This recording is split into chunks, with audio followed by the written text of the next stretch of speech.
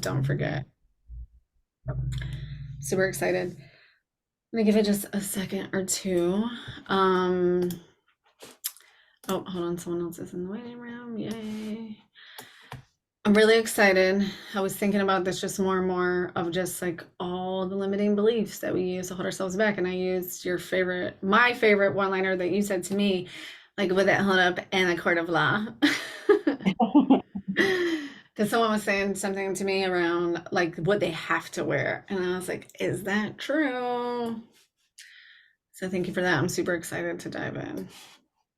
Oh, So I'm going to go ahead and introduce Amanda and then we can just get started. We're recording because I want to make sure we have plenty of time in case anyone has any questions at the end of it. So Amanda was my secret weapon in the pandemic and when I lost my job. When I started, well, not when I started, she was my business coach before I had a business, right? So when I just had the idea that something in my life needed to change. So I'm super excited. I have chills. I'm super excited to bring her into the Style Squad today to share her amazingness. She's a thought remodeling ninja. So, all facets of your life, I personally see this come up all day long when it comes to our clothes and what we're allowed to wear and what looks good on us and how we're supposed to dress based on the rules or boxes that we have put ourselves into with the identities and the labels that we've also attached ourselves to. So, I'm super excited for Amanda to be here today and share her genius. Thank you so much for being here.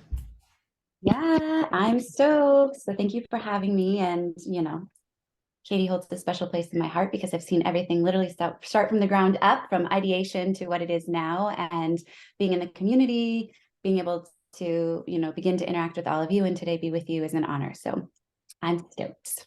Awesome. Thank you. I'm going to let you take it from here. I think you have Cool. I'll take it away. green Awesome. sharing Okay, permission. cool. You're the G. All right, I got it. Well, welcome. I love intimate communities. It gives us an opportunity to really do some more specific coaching. So as we get started though, I would love to know if you don't mind dropping in the chat box. I love seeing faces and I know we're not always able to be in a place where we can see faces. If at any point you can come on and join us, that's always awesome. So we can really see each other's physiology. But in the chat box, would you mind just telling me like where you're located in the world and what it is that you do for career, whether you're a business owner or you're working in another space, just so I have some context and the examples that I pulled today feel very relevant for each of you. I see one familiar name in there and awesome. It's funny because I get the opportunity to speak. I mean, I love speaking. I love teaching inside online communities or speaking on stages or whatever the case comes up. And I always kind of have these ideas. And then as the time gets closer, I really look for opportunities for stories to come up that feel really relevant. And today I was getting my kids, Bona. Is that how you say it? Did I say the name correctly? Bona? It's Bonna. Bona, awesome. Nice to meet you. Nice to meet you too. Motivational speaker, podcaster, awesome. Yeah, no worries. Eat away. Nice to meet you. So you're in Canada. Lots of clients in Canada. So my husband, I am married. I have two kids. They're 13 and 11. And my husband is away for 2 weeks on a trip. And this morning I was getting breakfast ready. I like to get up and then I take this kind of gap time where the kids wake up from about 6:30 to 7:30 where I'm getting them ready and off to school. And I was kind of putting away the dishes and I opened my dishwasher and I just kind of chuckled because the dishwasher was like a bowl upside down, a bowl sideways, like a bowl over here, a mug here, and then like silverware just laying in places it shouldn't be. And clearly my children had loaded the dishwasher, which is great. So I'm like celebrating my children are loading the dishwasher. Like I'm a happy mom. But it brought me back to this time. I want to say it was like a year ago. My husband was in the kitchen and he called like a family meeting. He was doing dishes, putting dishes in the dishwasher. And he called a family meeting over after the kids had loaded the dishwasher. And he was like, hey, we need to have like a dishwasher loading 101 session. And I was like, are we taking up time to do this really? And so he proceeds to go over instructions on how to load the dishwasher properly. Anybody ever like have this gripe? I feel like this is the, I don't know, the this is the unsettled, widely debated upon topic of loading the dishwasher. So you could put a 1 in the chat box if I can't see your face and you've had this discussion in your household, or maybe as a child if you're solo, but yes, you guys get that. So he proceeds to like go through all these instructions, and inside I'm kind of dying because I'm thinking inside is, he's not right. This isn't the right way. Like I do it entirely different. I've even seen like the memes about the two households and how like each other loads the dishwasher and one's like crazy and the other's super structured. So it kind of gives you a reflection of how we operate in general. And so he finishes his whole tutorial and I simply said to him, like, why is that right? And he paused. He's like, because it just is. And I said, well, like, where's the evidence? Like, show me that it's the right way. Like, we could put 100 people in this room and we would all have different philosophies of how we load the dishwasher the quote unquote right way. And while this is like such a tiny little example of just how we operate in the kitchen, or this could be how you put away laundry, this could be how you vacuum, how you clean the floors, but going bigger than this is also how we think. This is also how we dress, of course. This is how we run a business. This is how we parent. This is how we marriage. This is anything in your life, is that many of us have come from a place. In fact, I would largely guess all of us in some capacity, in some aspect of our life, we're given instructions unconsciously through life to do things a certain way, a right way. And while that's beautiful because it gives us structure, in my world, we call that values level 4 thinking. Ultimately, though, we come up in a place in our life where we begin to butt up against a ceiling and we start to question, like, but is that really right? And so today we're going to deep dive a little bit more based on conversations Katie and I've had and some of the things that she says her, like, we all struggle with, because I'm not exempt from this conversation, definitely right there with y'all. But today we're going to be talking about permission to be right and what right is for you. So what I would love to do though, is please make sure you have something to write with, journal, paper, because my sessions are always interactive. We're going to chit chat. I want it to be fun. I don't want to be a talking head at you the whole time. I really want you to walk away with tangible, actionable steps and going, oh yeah, like, wow, that totally shifted my mindset. And before we go into the first question, I want to just share a little bit more about myself. I was a high school teacher for 10 years. That's what my quote unquote career was. I had gone through the motions. You go to school, you get A's, you go to college, you marry your person, you have kids, you go into a career, which I thought was going to be the place I would spend 30 years until I retired, because that was quote unquote right. Until it wasn't. When I had my kids, I was like, well, this isn't how I want to live my life. And that's when I left and kind of stumbled into entrepreneurship.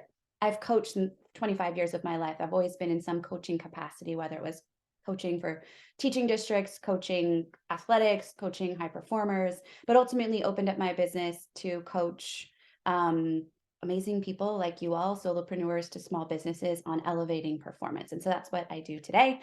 I get to work with, small groups, one-to-one, on performance specifically inside of their businesses and lives. And then I also run a group program called Best Damn Coach, and that's also the name of my podcast. So just to give you a little context on why I'm here and why what I share is based and rooted in client experience, because I've coached thousands of people. And I want to give you anything I can today to help you improve the way you walk through life and to become a better version of yourself. So let's start just thinking a little bit. I'm curious if you could think about it. Where in your life do you think there is a right way? So if you were to like audit your internal dialogue, where are places in your life where you get stuck? Because you're like, wait. Like, is this the right way? Wait, should I be doing it this way? Or you constantly maybe looking for somebody to tell you it's the right way? And let's go ahead and just take maybe a minute or so to jot that down. And that could be in the chat box if you want to drop it like Katie just did. It could be just in your own journal, whatever you feel like, and you can elaborate as much as you want.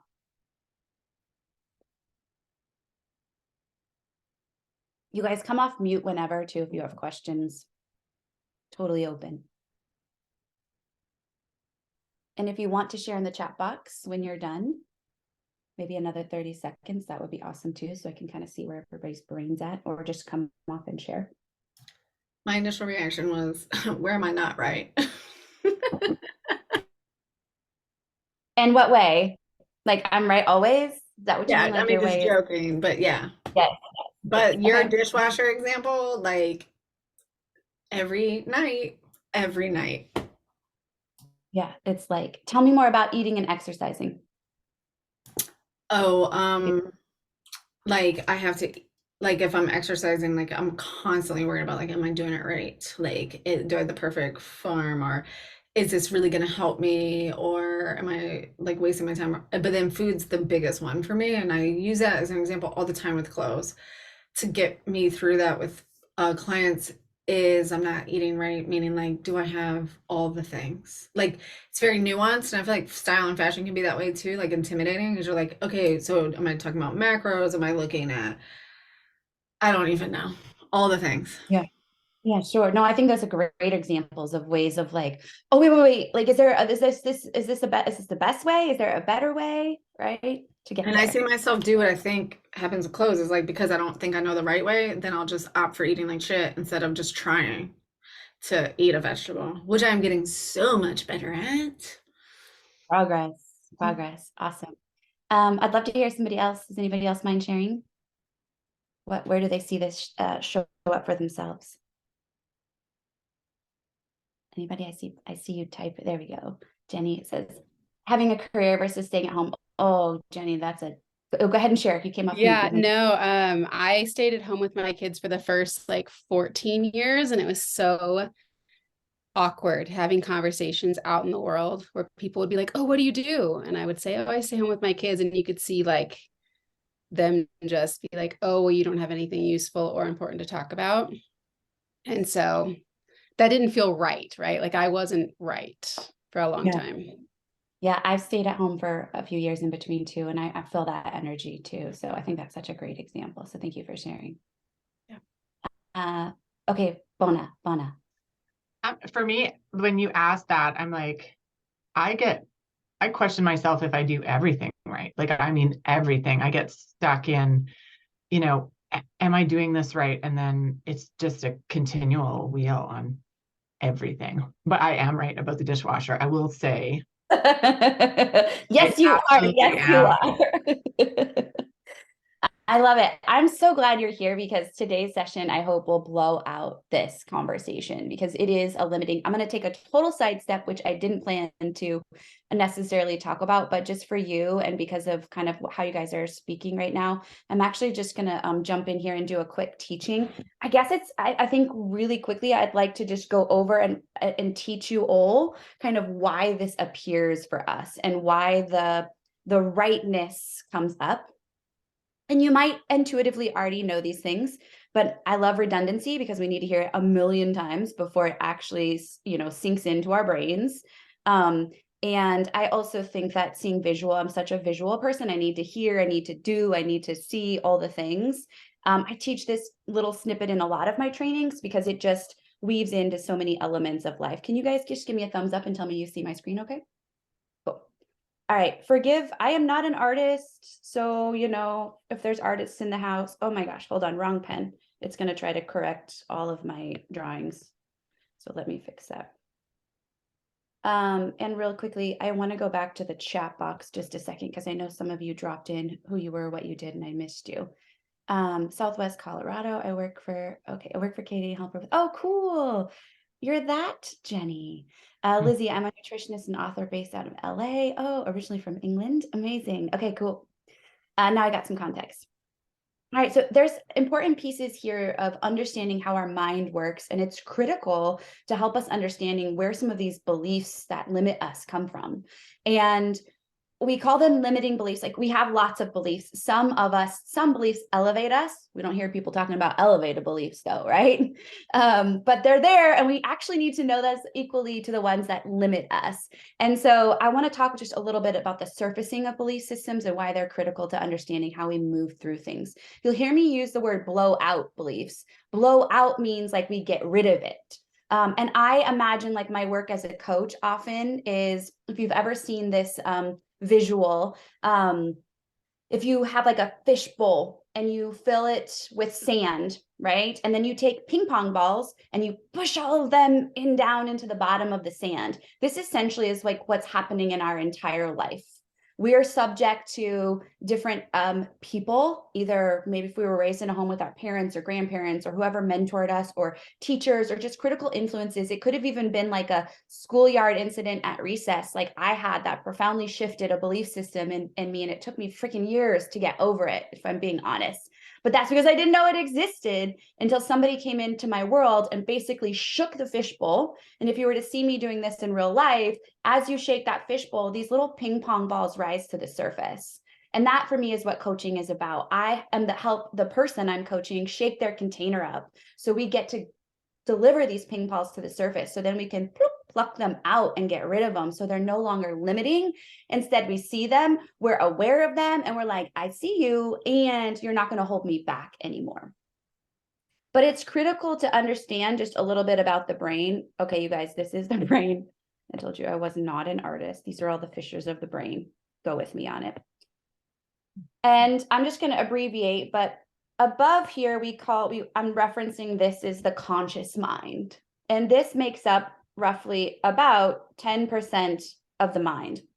And the conscious mind is responsible for all the conscious things we're aware of, the memories we're consciously aware of, me speaking to you right now, you listening to me waving my pen around, my verbal, some of the things, the voluntary things that happen inside of our body, right?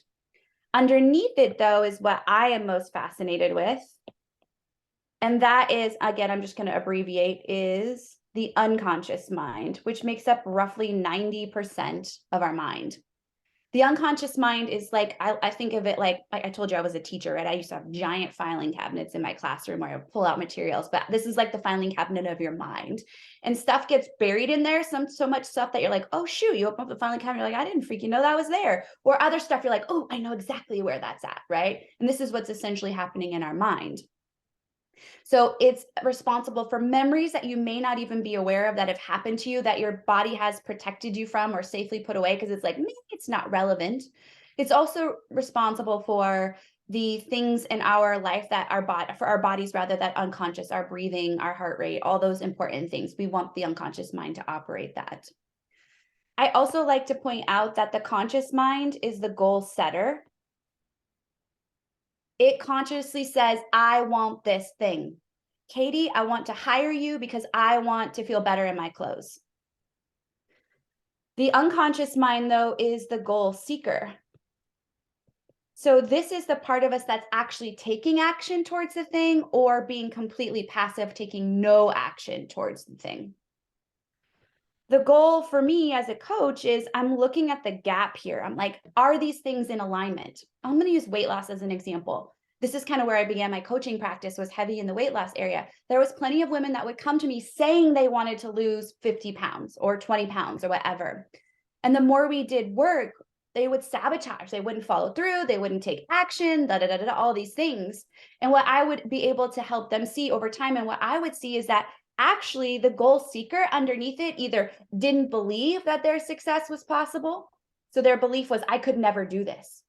Or oftentimes it's like, I'm actually pretty happy right here, but culture tells me I should lose 50 pounds to be happy.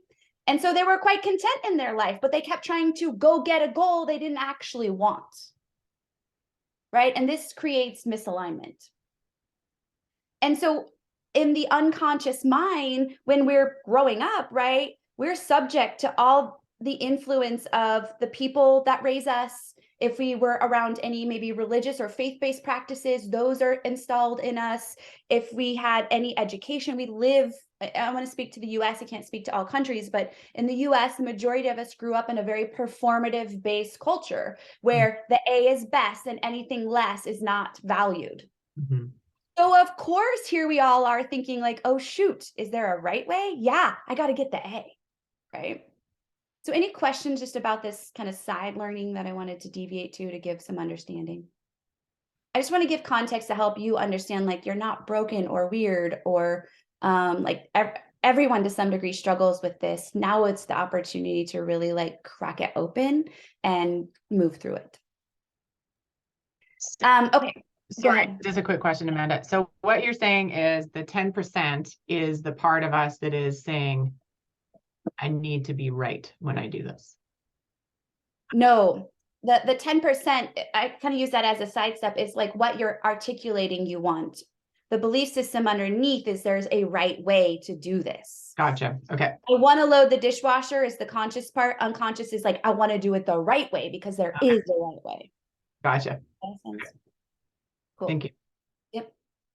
All right. So I want you to go back and I want you to choose a specific example that you answered for question 1.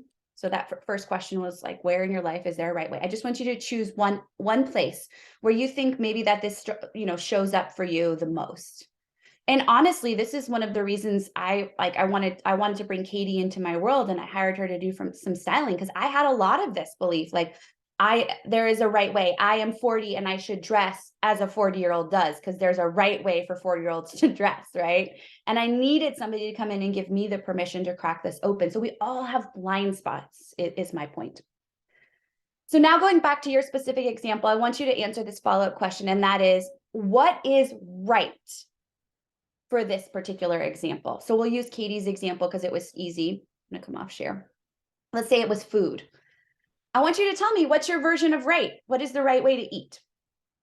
What is the right way to parent versus work from home? I don't know. Like, I want you to start to give yourself maybe a couple minutes, and we're going to define what is your view of right and just talk about it after. So go ahead and take some time.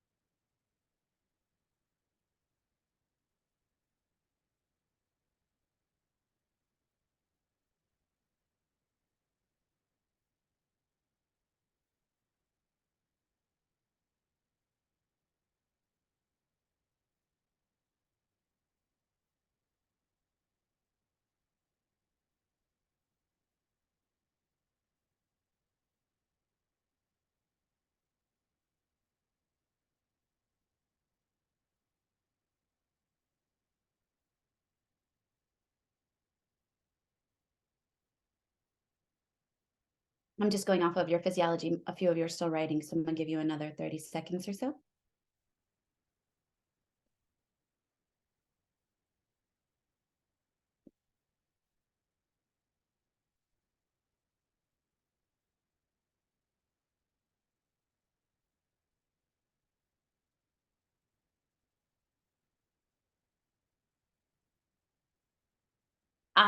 While you finish, I'm just going to chit chat. I have the opportunity to work with many business owners primarily. And one of the greatest self-sabotaging thoughts in early business stages is that there is a right way. And so they will constantly ask me to affirm, am I doing this right? Is this the right way? And the greatest, I think, impact that makes is we end up building a business that we don't love in a few years.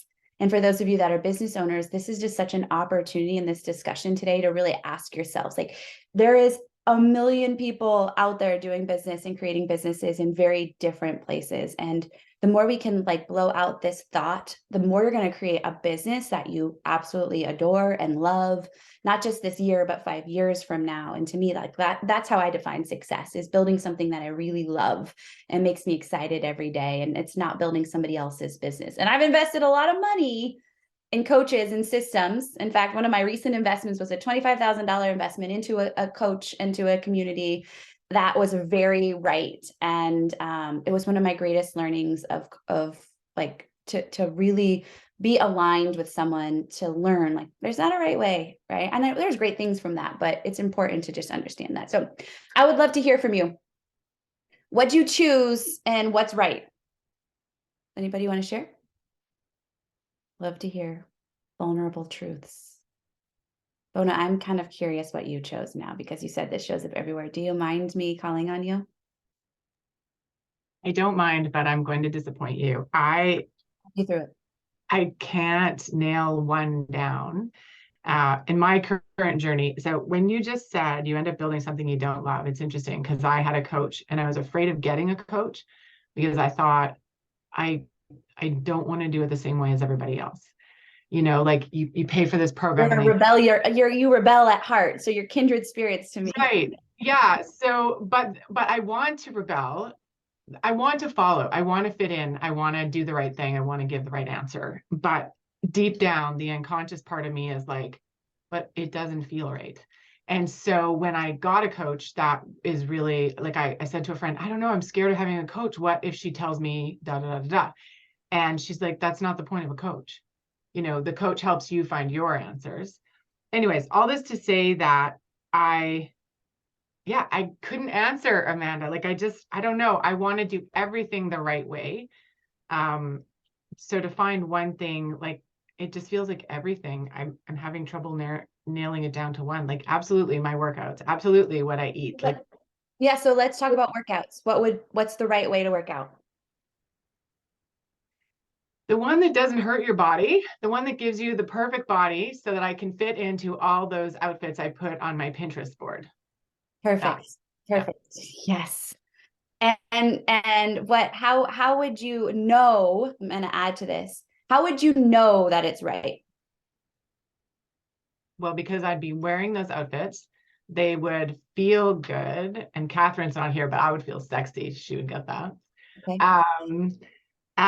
Yeah, that's like, I guess two things. One, I would feel good in my body. And the other is that I would show up in the world showing how good I feel. Awesome. Okay, so I asked these questions because did anybody else put exercise down and vet that out? No, not in this group, but that's okay. But I would venture to guess that if Katie had chosen exercise, were those the things that you listed that were right for you? Yeah, I did food because I feel like I struggle more with food. But when she said things that don't hurt my body, I was like, sign me up. So I'm going to use my example. My right would be completely opposite of yours because I love a freaking workout that challenges me and like I can feel like that I'm a CrossFitter at heart, right? So that I spend a lot of time like I love like the suffering element of working out, and that's not for everybody. But my point to say is like our definitions of right would vary when it comes to exercise would look very different. And though you might have some similarities here, what you might have also experienced when you went to write that down, you're like, oh shoot, there's not a right way. And that is where we want to start having some conversation, is understanding that right is right for you. And if we don't have a bullseye of what right looks like for ourselves, then that's where we begin to flounder. So I'm going to share my screen a little bit, or a moment here.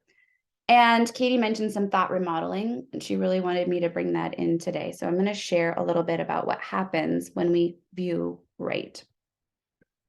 And Amanda, So we're going to just, yeah, oh, I go was ahead. just going to tell you a little bit about the sexy comment because I think this is really juicy, and I think this would align with you too, and maybe it could be part of that thought remodeling. Is one of the challenges we did in the squad was like your words, and a couple people wanted to put sexy, but they held themselves back from saying it because they thought essentially that it wasn't right? And that's a multi-layered conversation. I think that has so many different aspects to it, but I think that's a really juicy space. We have sexy accountability buddies now in Style Squad. So just a little background on that Is comment. that word sexy? Yes, I love Yes. it. Okay, yeah, thank you for that context too.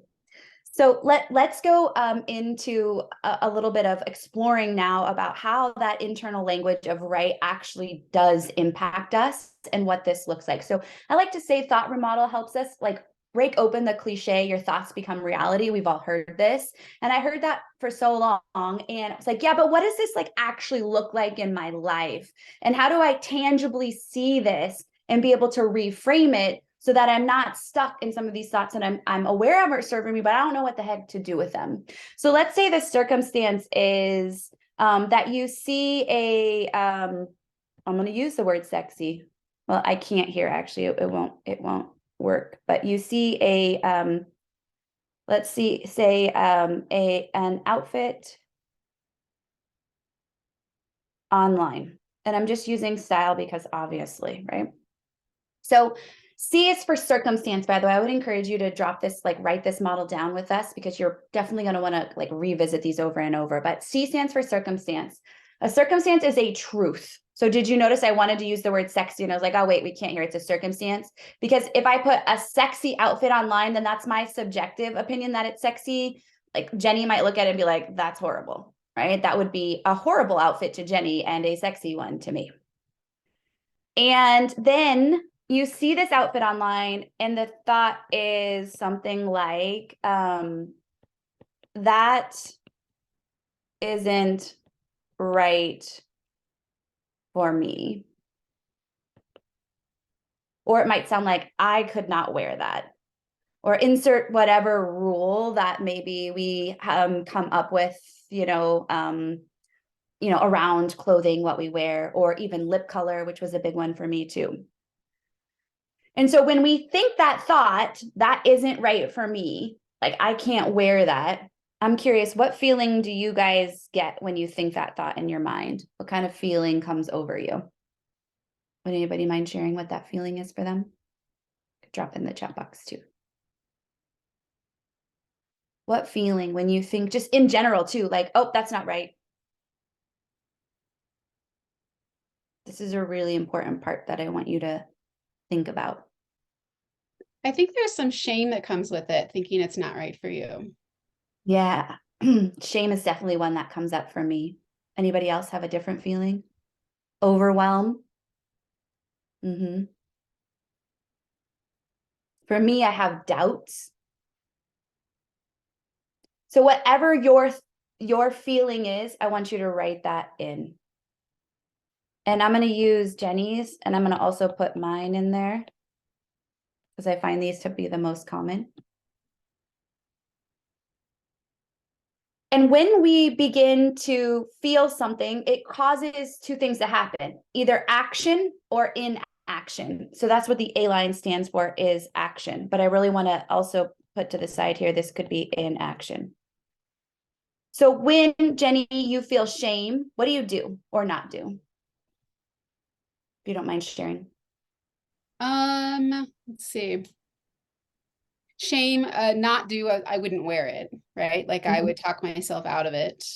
Oh, good. Okay, so you don't buy it. You talk yourself out of it. Yep. I think you make up a story in your head about like why like you're not good enough for it or whatever. Absolutely. I'm going to come back to that one because I think it's the most important part. So I like that you mentioned that. Anything else that you guys would do if you have doubt or shame, or to Katie's point, overwhelm? Anybody else want to add something to the A line here? Yeah, negative self-talk, like just. Perfect. I'm going to highlight this because I think you and Jenny hit the most important part. I call this evidence collection, which is going to weave into the rest of our conversation. Is when we act from a place of negative emotion, shame, doubt, overwhelm, guilt could also fall in here. What's happening though internally is our brain is trying to go back and seek and support the thought to try to tell our mind it's fact. So we're collecting evidence to prove a thought we have as factual information.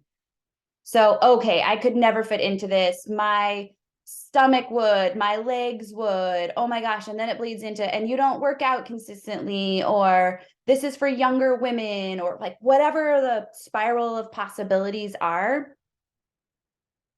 What ultimately happens is we're trying to prove the fact, prove the thought as fact. And we don't buy the outfit. And so the R line stands for results. Is the outfit is absolutely not for you because you don't buy it. Like you never even test it. You just simply avoid.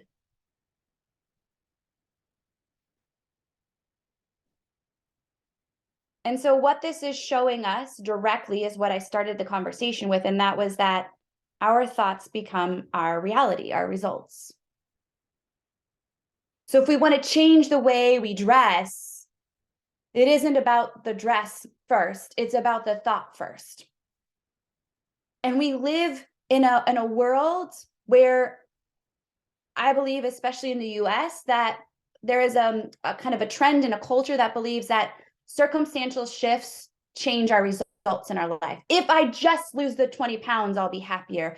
If I just buy the outfit, if I just have the car, if I just live in a bigger house, right? But through this, we can see this like beautiful cascade of opportunity here is we actually don't need to change the C line to create different results. We have to focus on the T line. So for me, I had to think like any lip color is for any woman. And I bring up lip color because it was like such a subtle shift, like such a powerful shift in my life. Because I used to like, that's not right for me. That color is not right for me. And that left me like, honestly, a little embarrassed. Like I'm a grown ass woman and I'm like letting lip color dictate me. Until then I reframed the thought, right? Which I began to try the lip color and I was like, oh, this feels good. I bring out like an alter ego in myself. I begin to embody the practice. And so it's so important for us to begin to, again, we're shaking the container today to bring the ping pong balls of rightness to the surface so that we can begin to challenge the thoughts. Because when we do that, the cascade of shift is, it may not be from shame to, I don't know, euphoria, but it could be from shame to curiosity.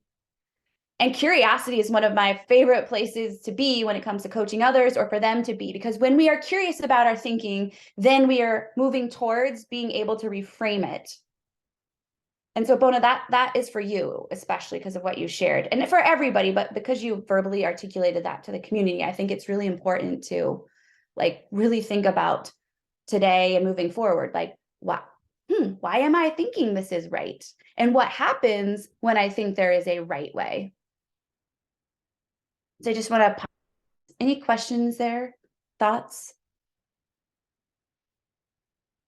Katie, how are we doing? Good. Amazing. I'm taking I'm trying to leave. Okay. I'm trying to leave time for Q&A. We just took that little sidestep. So then we're self-aware here, right? We're gaining awareness. And now the question is, how do we move past it? And honestly, we want to move past it really fast, but I also don't want to rush this because I'm just teaching for 1 hour today. I just want to give you the permission to hang out here for a while in just this questioning and curiosity phase of like, oh, where is right showing up for me? And why is it showing up? And, you know, what would I define as right? But I love to kind of point out how we can begin to make a shift. And so this is just a diagram of low to high scale. So I've got two factors on the x-axis and y-axis. On the x is belief, and on the y is evidence. So we just talked about evidence collection. And what I mean about evidence collection in our life is our physical gathering and also our mental gathering of how we're collecting evidence or results or milestones for ourselves or against ourselves. So what this means is belief is low on this end, belief is high on this end, evidence is low, evidence is high. I think we all get how that. So let's look at kind of the quadrants. So when belief is like really, really high and you're like, yes, yes, yes, but you don't have evidence, right? You're not collecting to support that belief. What often happens is we show up and feel like an imposter.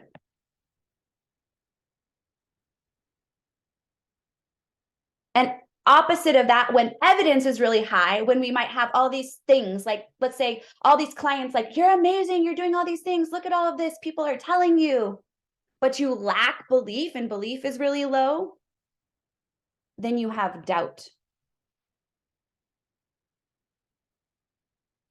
When all your girlfriends are like, that would look so good on you, oh my goodness, look, and wear this, and then in the inside you're like, I don't believe that. Then you put it on, but you're like, I doubt, right? And when both belief and evidence are low, then you have,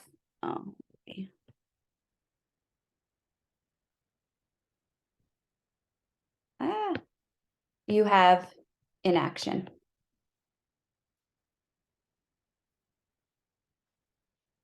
And so the goal is when we see this thought model and we see how this thought, what is right, or is that right for me, puts us in a place of collecting evidence against ourselves, we want to shift that, right? And we want to bring evidence high and bring belief high. And I mean, I don't have any other better way to say this, but When both of these things are high, this is what you feel. And this is the mission. You want to feel confident as all heck. And I'm going to use your word today, ladies, sexy. Maybe we can put sexy in that if that is the internal language that's really resonating with you. So we have to audit our life. Like, where are we on this scale? Do we believe really high in some areas and we have low evidence, or vice versa, or are both low? Because I get to work with a lot of entrepreneurs, often we're kind of in this space where we're not taking action because we're like, I don't know if I could really do this, and I don't have anything to prove I can. And a lot of people sit there. So my goal as a coach is actually to first shift this. I shift them into belief, and then they start to take action. And what happens is, along the way, they start to collect evidence for their success. Katie, this is what you're doing too. You're starting to help women believe they can wear things. And so they start to do it, and then they want to do more of it, right? Oh yeah, when you were talking about like the girlfriend telling you it looks good and you're like, I don't know. It's like that's where I live. But then also working with Absolutely. you and my entrepreneurial journey with you, I can totally see this. Like I was like, yep, I remember feeling like an imposter every single time I talked about lipstick on Instagram. Yeah, we've all been there. I mean, I felt that way in parenting, to Jenny's point. Like in the beginning, right? I mean, you have kids and you're like, oh crap, what do I do with them? I don't believe I can do this. And then you start to change a few diapers, and I mean, I struggled with postpartum depression really bad. And so, I mean, honestly, sometimes just getting through the day and celebrating nursing all day long and was like all I could do. I wasn't getting dressed or anything at that point, which I can laugh about now and just like chuckle at. But I had to shift the belief first, right? To believe that I am an awesome mom. And then I had to start to celebrate. I literally had a chart where I was keeping track of my nursings, and I was making smiley faces because I can do this. I can do this. This is how I'm collecting evidence. And so, to the point, this is the formula, I think, that helps us overcome this notion of rightness and how it's impacting. And that is belief plus evidence. I don't know why I gave an extra there. Wasn't meant to happen. Is where confidence in ourselves is built. And why is confidence relevant to this whole discussion? Because it is very subjective. But confidence helps us see that our way is the right way.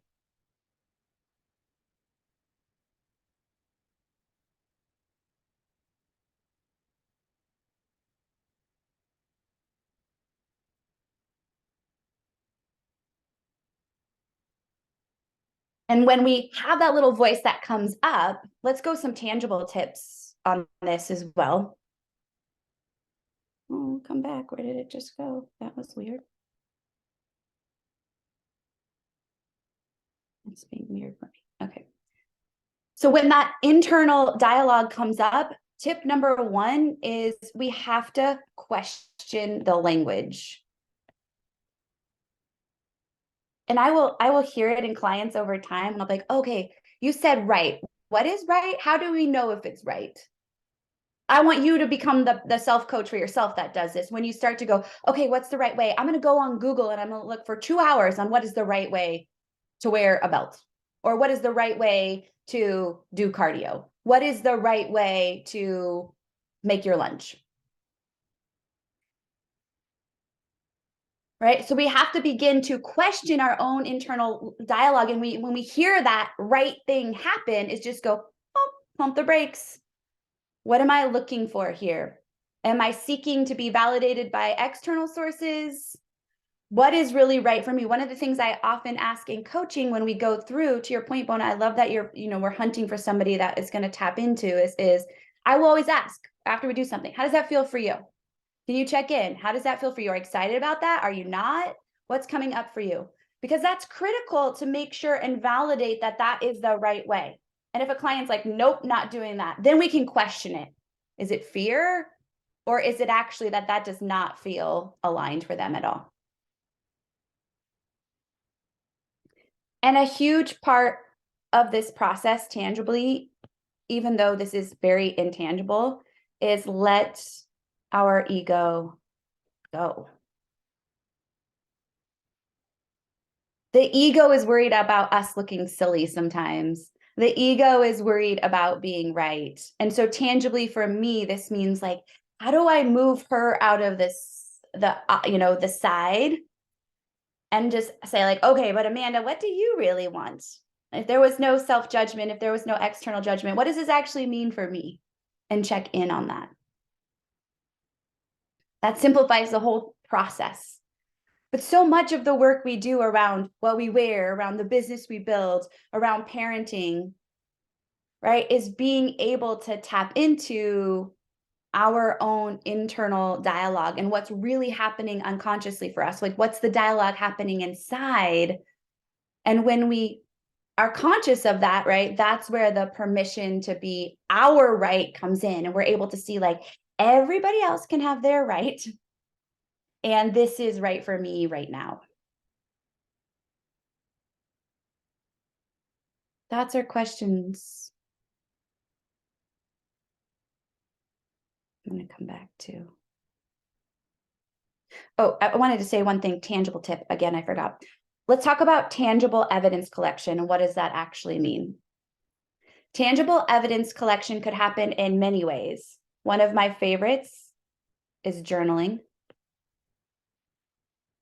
And what this could look like is just daily going in, and depending on what area you're noticing in life you need the most attention to, this is journaling that specific evidence.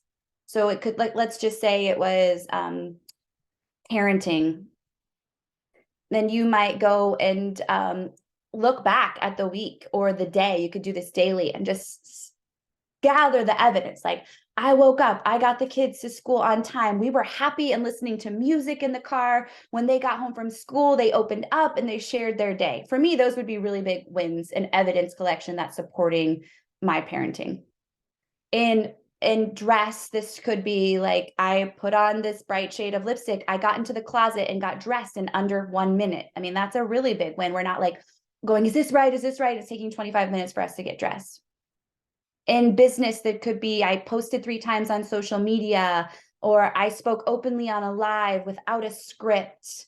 Whatever the case is, but going in and celebrating those wins specifically. This could also mean, one of my favorites is, second is an online, an album, or I will say a file. When I was a teacher, I used to do this when kids would give me notes and things, and I would just create, my celebratory file. So when I needed those, when I sat in those moments of, is this right? Am I in the right place? Then I could go and open that up. I do the same thing now when clients send me messages in Voxer, or audience members send me info about the podcast or DMs. I screenshot it and I just label an album wins on my phone, and I keep that evidence collection going. And this is also a big, huge part of what I teach to coaches and other service providers, is we repurpose that. That legitimizes who you are and the work that you do.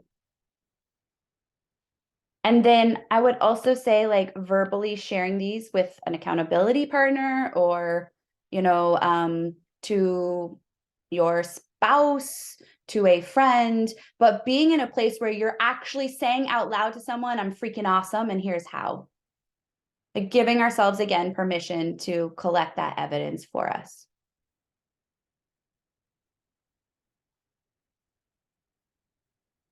Or maybe it's taking pictures in an outfit and like your like favorite sexy outfit album, since again, we're here talking about wardrobe and confidence and style.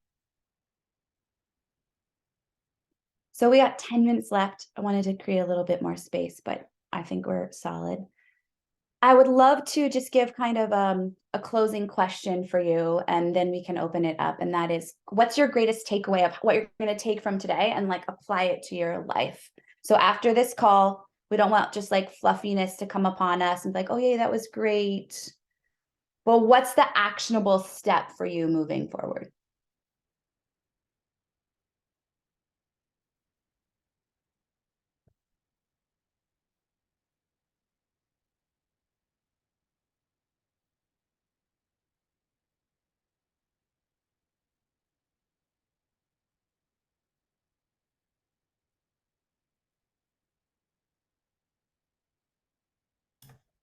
I really like that, whatever that chart is called with the X and the Y axis, the quadrants, because then I would. just call it the quadrant chart. I don't have like a sexy name for it. I was like, I'm sure this has a name.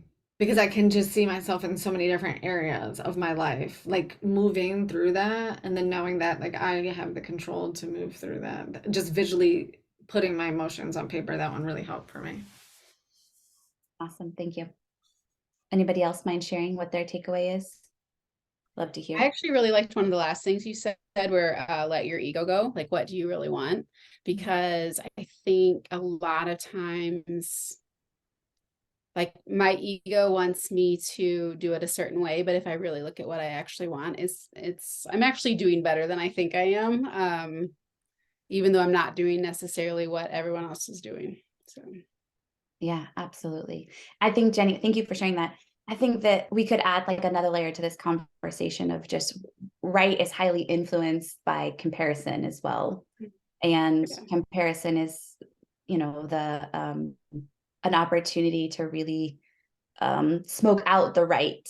Especially, I find it a lot in adjacent business owners, right? When somebody's doing the same thing, or even in siblings. Well, my sister is, or my brother is, and we're like, yeah, that's good for your sister and brother, but like, what's good for you, right? Awesome. Thank you for sharing. Bona, how about you? I got a lot of takeaways. I really loved your phrase, like from shame to curiosity. So when I see those thoughts, that's not right for me. I could never wear that. Um, so just immediately go, isn't that interesting? Why am I thinking that? Right. So to go to curiosity so I can skip over the negative self-talk. When you said that, it just felt really, really good. I'm a step person. I'm like, oh, that's a step I can do that. Um, I'm with Katie. I love this belief in evidence equals confidence. And for me, it's so true. When I know I'm in the zone of the right path for me, I feel amazing. And so like that it's like, okay, just remember what's right for you. So I love this, right? I still didn't answer your first question because I'm a slow There's processor. no right way. There you go. Maybe I have too many. But I just love that. I'm like, yeah, what's the right, like I love that phrase, what's the next best step for me? What's the next right step for me? And so, yeah, I really like that. Mm-hmm. Yeah, there's many takeaways for you. The thing about patterns and behaviors is they show up in all areas of our life. So if you notice it's consistently coming up, then when we are aware, then how beautiful that we can hit like all the dials then, which was probably why you struggled to identify, is because this is a really huge opportunity for you to break through in all aspects of your life. And that's okay. You don't have to solidify it into one like tiny little package over here.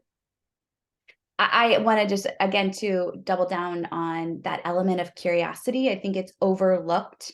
I teach it so much inside the BDC is go to curiosity first. When you're on a sales call, be in curiosity. When you're coaching, be in curiosity. When you're teaching, be in curiosity. But that also translates away from formal work. It also is when your kid steps in the car after school, be in curiosity. When you're talking to your spouse in a conversation, be in curiosity. And the reason I love curiosity is it forces us to listen instead of having like, I'm ready to say the next thing, because I'm really guilty of that in my marriage specifically. He'll be talking, I'm like, oh, I already know what I'm going to say back. I'm holding it. And then I'm like, miss the last 3 minutes of what he said because I was just had my own agenda. But I also see this in coaching. Is coaches step on a call and they have a framework and this is how it should go. And that does not serve our client because our clients are not robots. And they might have had like a horrible experience the day before that they're coming in hot with. And we would be missing out on opportunities to coach them where they really need us most if that's not the case. So I think curiosity is just really an interesting feeling that is, it's underrated in my opinion. Any other questions or thoughts? Let's Go say ahead. when my ego's flaring and I feel like I'm not doing it right, if I think of it from a curiosity standpoint, it helps me learn from it instead of be like, oh, well, you don't know the right way. Absolutely. The ego wants to be right.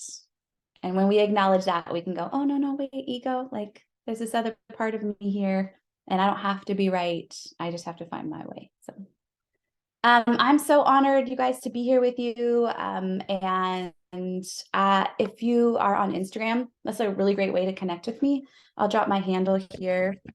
If you are a coach or practitioner, my podcast is a great place to connect. Honestly, if you're not a coach or practitioner, there's really good stuff there. If you run a business, I mean, we do talk about things that are related to coaching, and there's a lot of self-coaching in there as well, and business conversations. So I would love to continue to connect with y'all. I know we're all in the squad together, but outside of this conversation, feel free to send me a message there if you have any questions. And go connect with Amanda. Like I said, she's my secret weapon. And she's doing a challenge next week. So be there where somebody could be my accountability buddy for that too. Yes, challenge is all about client attraction next week. I'm so glad you mentioned that. You could drop your link in too, Katie, if you have it handy. So over the 5 days, I'm going to be teaching you how to really double down and understand how to leverage client results in order to grow your coaching or online service-based practice. So it's 5 days. I'm live every day at 10. Can't be there live, no biggie. You can catch the replay. Yeah, full of gems just like this. Thank you so much every time. I learned so much, and I know everybody else did too. Thank you from the bottom of my heart. Well, thank you. I'm honored to be here. It's great to meet you all live, and look forward to staying connected after the call as well. Awesome. Thanks, Amanda. Yeah. Thank you, guys. See you all next time. You're welcome. See you guys.